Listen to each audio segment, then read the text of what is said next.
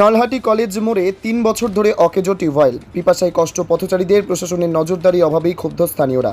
নলহাটি থানার অন্তর্গত নলহাটি কলেজ মোড়, যেখানে প্রতিদিন শতাধিক পথচারী, যাত্রী ও বাসিন্দাদের ভিড় লেগে থাকে, সেই জায়গাতেই হাইরোডের পাশে দীর্ঘ ৩ থেকে ৪ বছর ধরে একটি টিউবওয়েল অকেজো অবস্থায় পড়ে রয়েছে।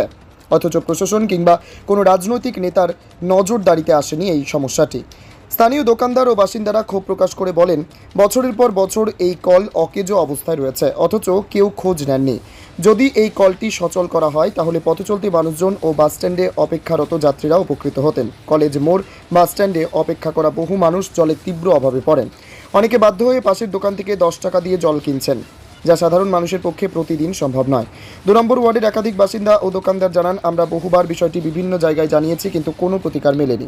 এই কলটি সচল হলে যেমন পথচারীরা উপকৃত হবেন, তেমনি এলাকাবাসীরাও কিছুটা স্বস্তি পাবেন।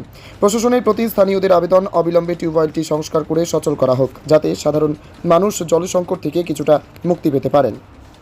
Bureau report, Tarapith TV.